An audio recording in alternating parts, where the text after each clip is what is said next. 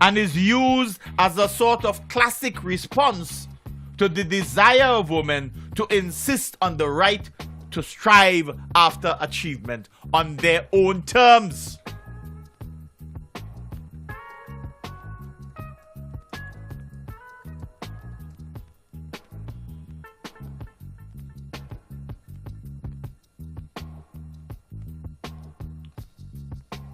You see, the aforementioned stance of our people is heard in many societies around the world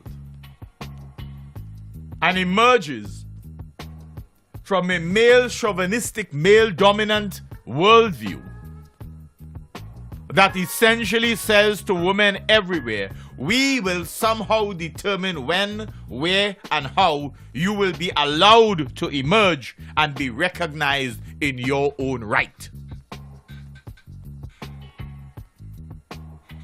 That view is still alive and well after centuries of women pushing and demanding respect as an equal partner in the social endeavor that is society. It is a reflection of how difficult it is to effect change. And perhaps more than anything else, it reflects just how much men are afraid of losing whatever power they feel that they possess merely by being male. You know, the men folk, the men-woman thing is just like politics, you know. When a political party is in office, they spend so much time bigging up themselves and their organization and their egos more than anything else. And they do like the ULP is doing and saying it's our time now, own everything. They are very fearful that when they lose office, that the opposition, the prayer opposition, now in office thereafter, may come at them and reverse the process and put their people in positions of authority. They're always fearful of that. What will they do to us when they take power? They're always fearful. It's the same thing with men and women. Men are by and large scared of what will happen if women do in fact take over. If they rise to leadership positions of their own accord, how will they respond to us? Will they treat us the way we used to treat them? How will they treat us? That is our biggest fear.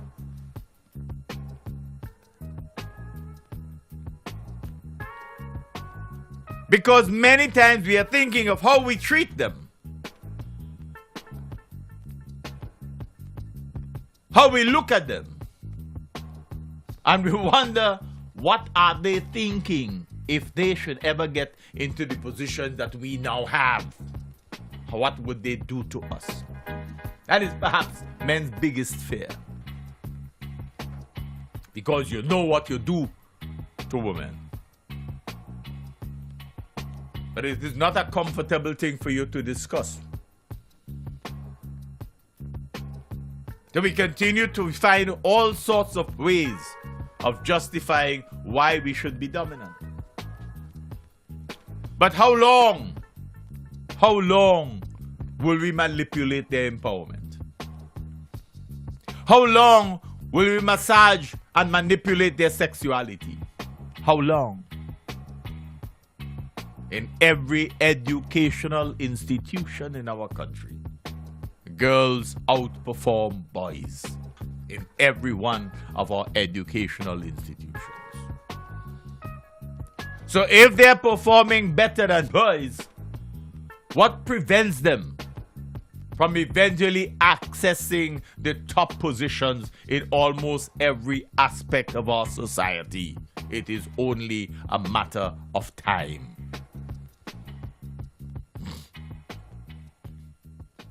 So you therefore play on their sexuality. And you prey, P-R-E-Y, on their sexuality. Because that gives you a sense of dominance and machismo. But for how long?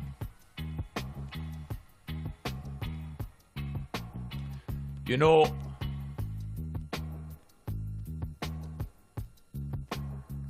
we mentioned a while ago of the popular saying at different times, I don't hate blacks, some of my best friends are black. I don't hate Jews, some of my best friends are Jews. It is much the same with women, as they engage in an incessant war for respect in all aspects of their development. Note the use here of the term war, because this has been the case and in some countries must be the case going forward, if only because the term struggle is woefully inadequate and increasingly meaningless. You hear them say, I have nothing against women. Some of my best friends are women. Of course. And the best one yet, I'm married to a woman. The reality, though, is much more sinister. Witness the reaction of so many when Margaret Thatcher assumed the prime ministership of the United Kingdom and challenged the existing social, political, and economic order vis-a-vis the all-powerful trade unions in particular. What did we call her? The Iron Lady. We had to show that she was not an ordinary woman. In the Caribbean, it was no different. In respect of Dame Eugenia Charles, the first woman prime minister of Dominica. By many, she was considered more of a man than a woman because it was thought that this was no place for a woman.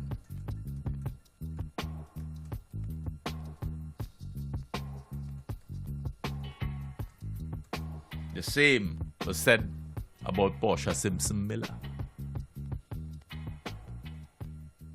When she rose to the position of prime minister, you heard in all of the corridors that she wasn't sufficiently educated to have gotten into that position. That was what was being said in certain quarters. When Rene Batiste was elected chairperson of the St. Vincent Labour Party at the organization convention at the Calicut Town Hall in 1984, there were many who felt that it was a veritable unilateral decision on the part of then Prime Minister Milton Cato. There were murmurings of all sorts in the corridors as to why her? Why she? And when Rene Batiste was Minister of Tourism and Culture in this country, and she blossomed, and she emerged, and she gained in popularity,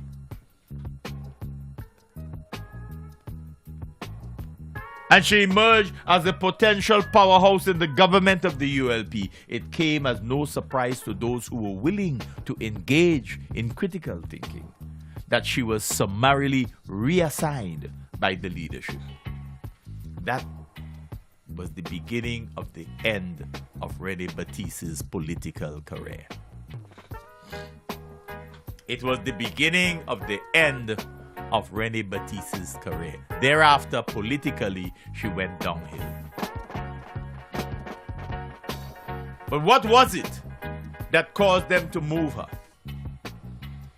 Just another look says, her very popularity.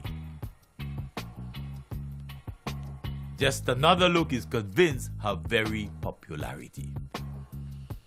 And with that popularity was her womanhood.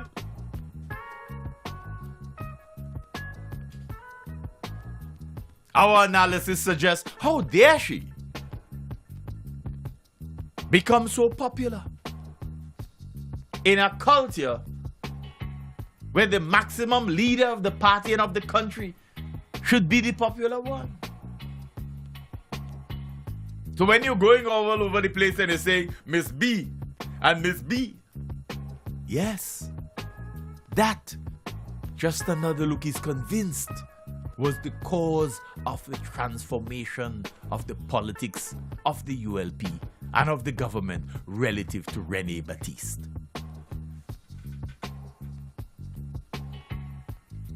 Yep.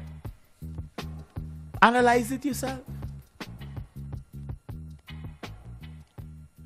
You see, some felt that it was only a matter of time before this happened, because Rene Batiste was emerging as a seemingly powerful political woman in government.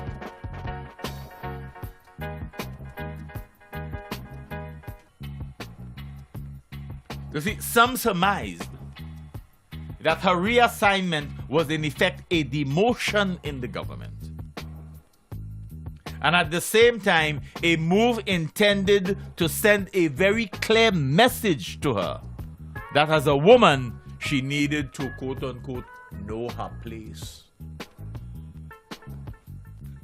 Know her place.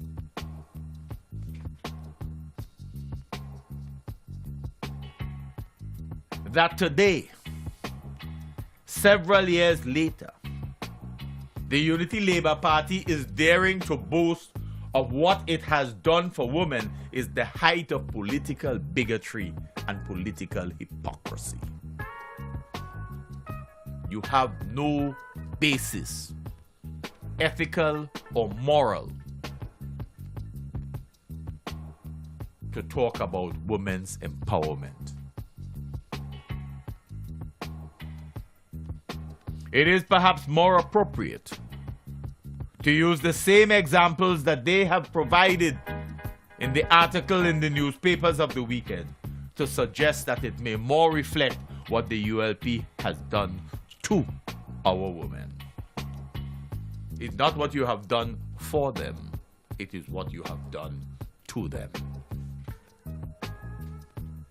There is little evidence that the Unity Labour Party's placement of women smacks of an almost insidious political tokenism that was no less the case under the leadership of James Mitchell and his New Democratic Party. You see, it is perhaps interesting and fortuitous that James Mitchell has recently pointed to the case of Mia Mottley, Barbados' latest Prime Minister. Gonzalez was only too happy to go across for the inauguration. And James Mitchell is now touting of her achievement. But where were Mitchell and Gonzalez when then Prime Minister Owen Atta went after her, when he went for the jugular? Yeah? Don't we remember the politics of Mia Mottley? Don't we remember the pain and chagrin that she must have been through for her chosen lifestyle? Don't we remember that? Being thrown out in the political domain. Don't we remember here the claims that some of our politicians made about some of our female politicians? Who are we trying to fool? You see, dear friends, do not take things always as what they appear to be.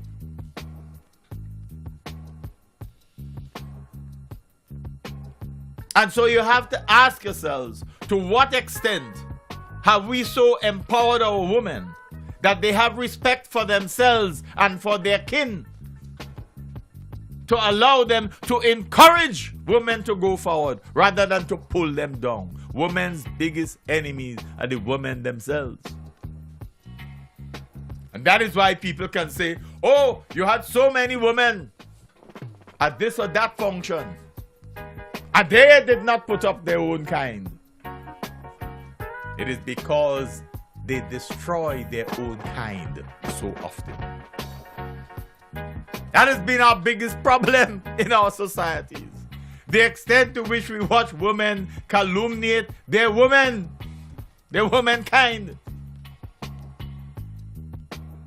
Instead of seeing someone blossom and move forward in life as a woman, they ask who she thinks she be, where she thinks she going.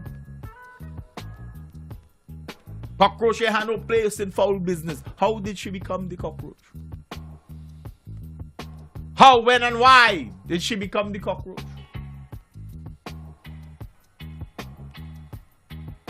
In many instances, you have been your own demise.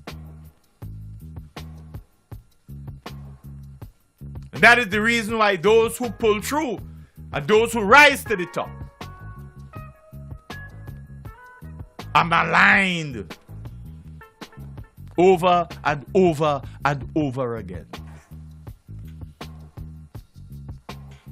People in our society can see the behavior of our politicians, and we encourage them and applaud them when we see them with a different woman at every forum. When we know who they're with and who they're sleeping with, while their wives are at home comfortable. Let one woman attempt to do that with many men, and the whole society will be told about it. Do so and like so. Do so and like so. Yeah? Remember the Touch song? Man can't take boat. Man can't take boat. Understand in our context what that calypso was actually telling us. Because it recounts how men could treat women any way they want. And the minute one woman says, I saw you want to behave, well, I could do that too. What happens? Go back and listen to Touch. That calypso captured our social reality in terms of the relationships between men and women in our society. It was extremely sharp in its social and political analysis of the nature of the relationships between men and women in Vincentian society.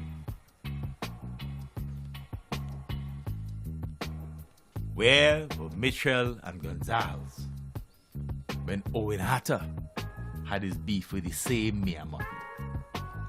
You know, the fact of the matter is that Mia has had to engage in a consistent war to have herself as a politician accepted and respected before garnering the kind of support she now receives.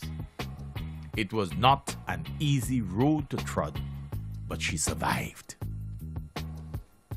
Here in St. Vincent and the Grenadines, we appear to have forgotten the history of why feminism emerged as a global phenomenon in the early days of industrialization in Europe.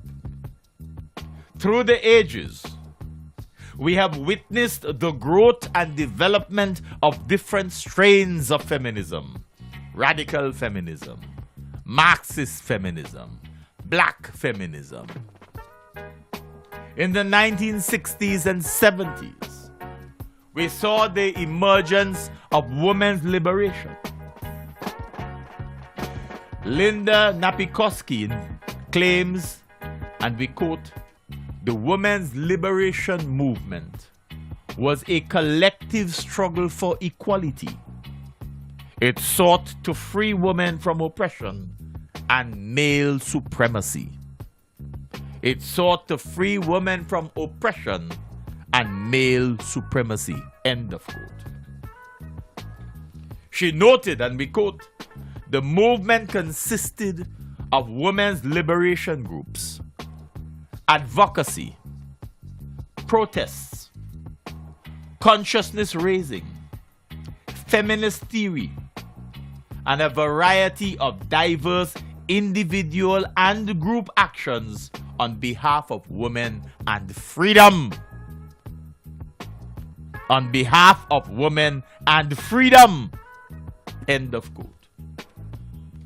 You see, of course, at the time there was talk of liberation struggles around the world, black liberation, etc., especially in the former colonies.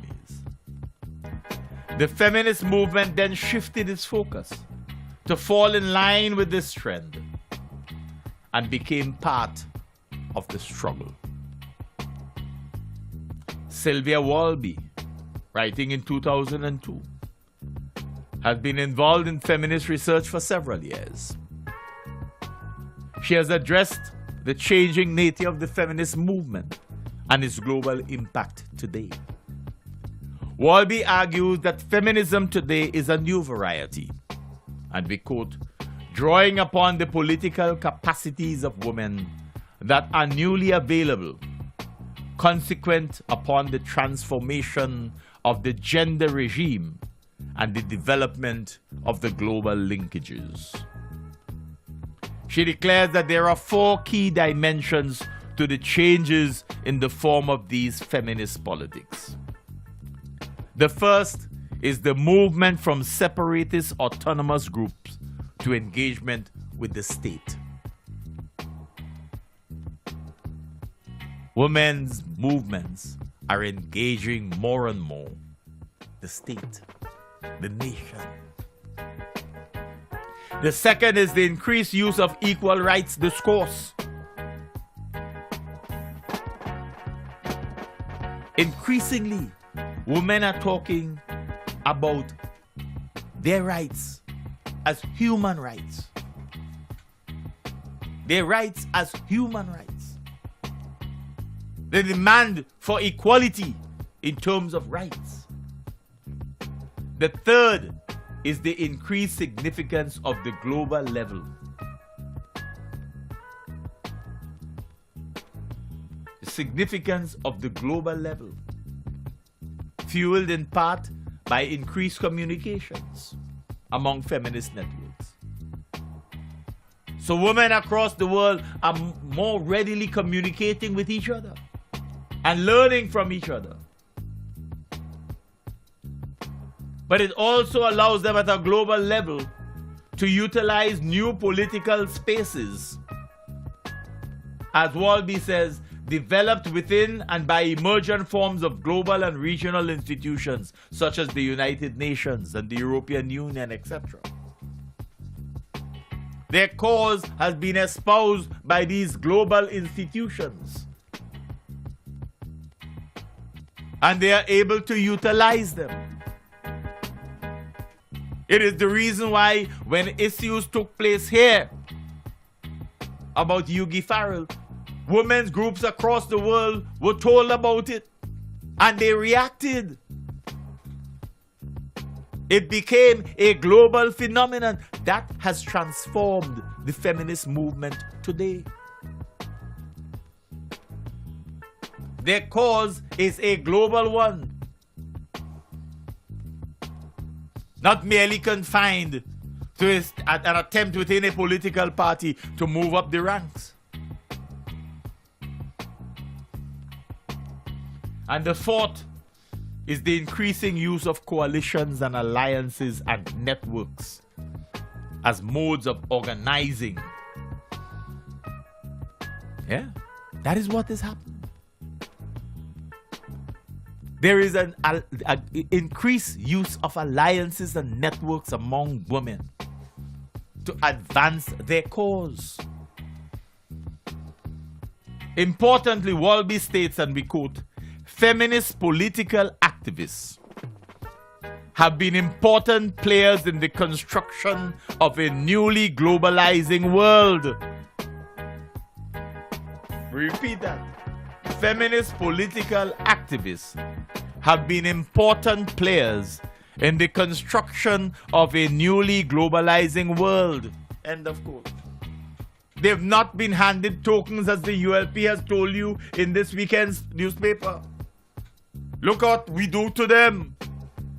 We put them here, we put them there, we put them there. This says that the feminist political activists have been important players in the construction of a newly globalizing world. They are part and parcel of the process, not put there by you to do your bidding.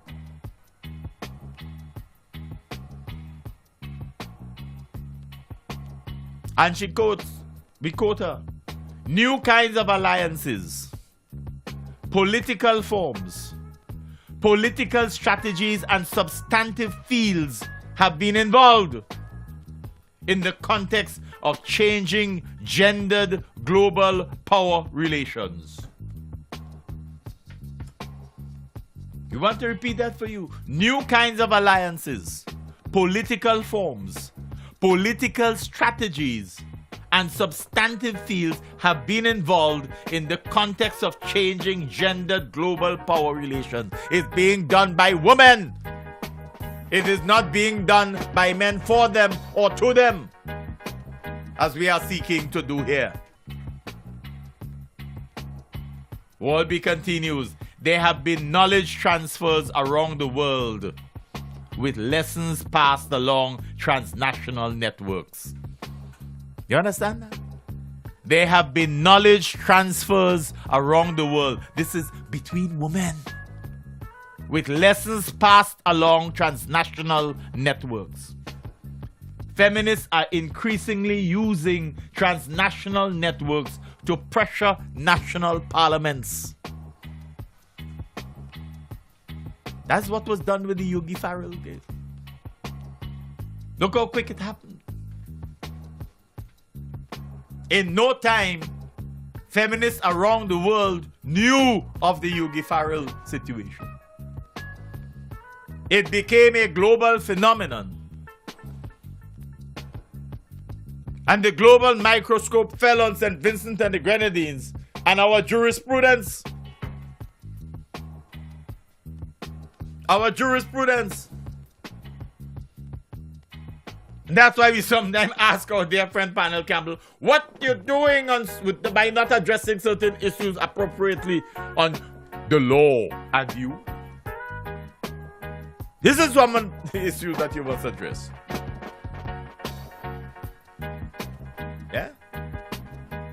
So women's empowerment have allowed them to be part of the construction of the new global reality, to be instrumental in shaping the relationships between themselves and the menfolk in their given societies. It is not the men doing it to or for them.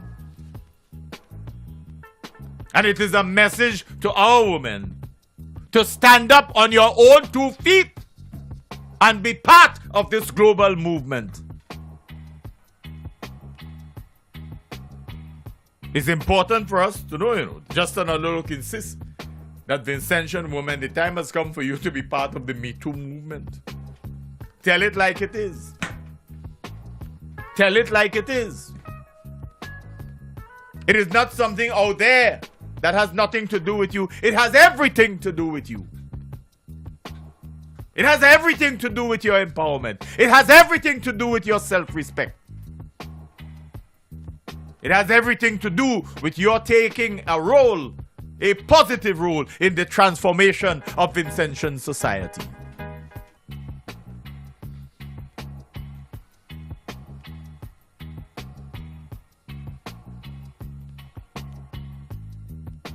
Wolby says finally, those political institutions that were created later in the development of women's political organizations typically have more women-friendly practices. Important for us. You see, while the women across the world are making significant strides, forging ahead with their insistence that they have the right to leadership as much as their male counterparts in the political realm,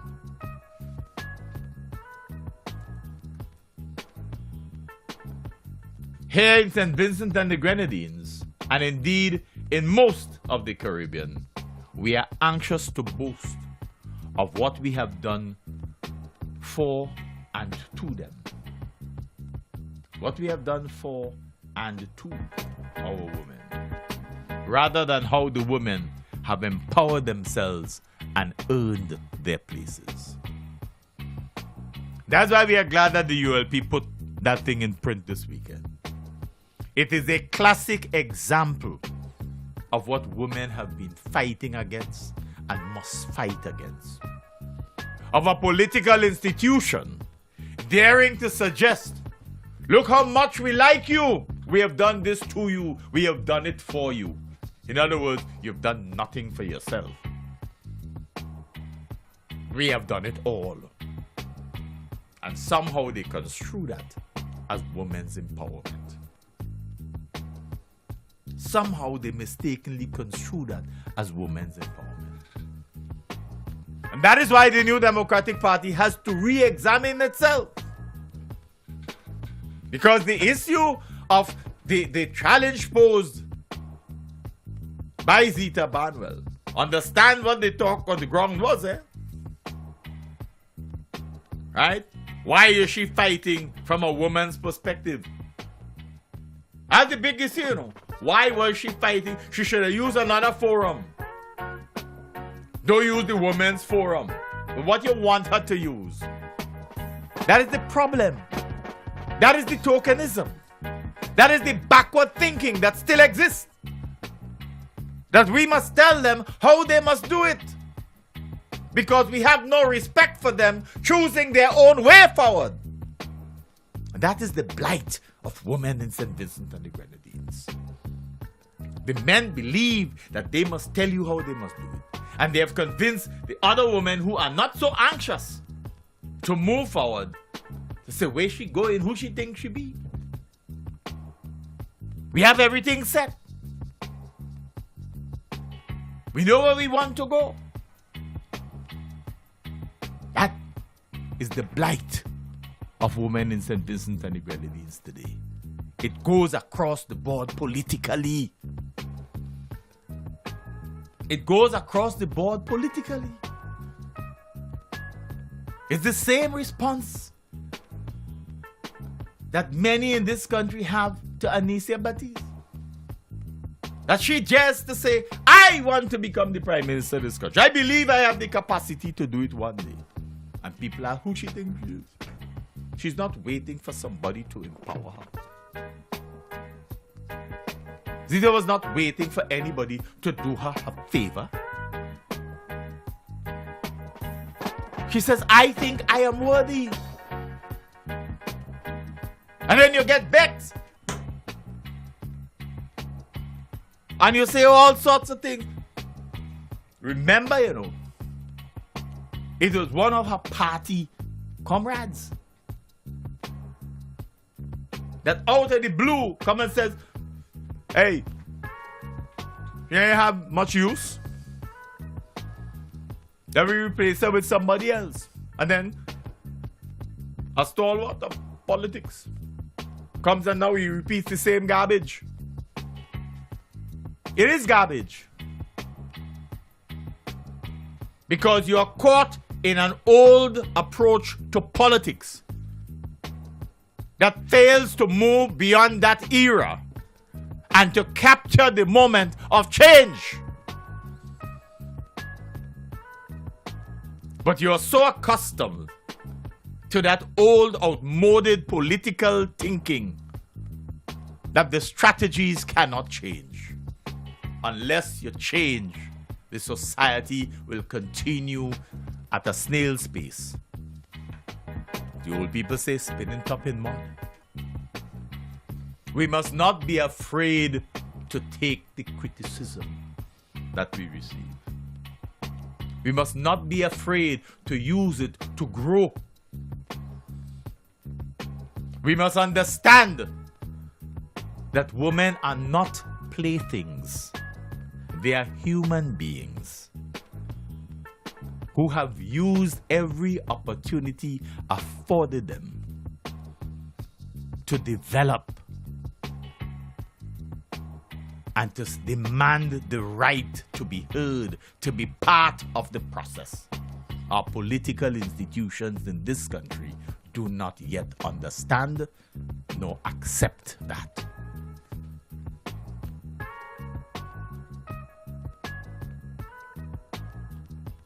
Our problem is that we have and continue to watch and accept the gross disparity that exists between the number of women in our political institutions who support, who work hard, versus the number who are up for election, who sit in high places, having earned the right to do so. We have been responsible for keeping them down. We have been responsible for saying, we can tell you when you are ready. When you sit next to them in the classroom and they outperform you, what right do you have to then turn and tell them, you have to wait until I tell you you are ready? They're increasingly outnumbering our boys at our educational institutions, boys and men. They are certainly outperforming them in almost every field of academic endeavor. But yet somehow we feel that when it comes to engagement in politics, and politics is about making decisions, when it comes to politics, that somehow we have some mysterious way of determining their readiness. None of our political parties in St. Vincent and the Grenadines have as yet attained the level of maturity to understand the changing nature of women, the changing role of women, and their readiness and their right to be part of the decision-making process. Enough said.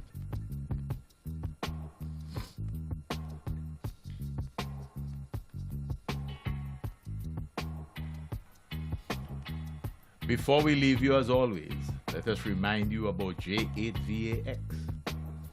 Today is the 9th day of June.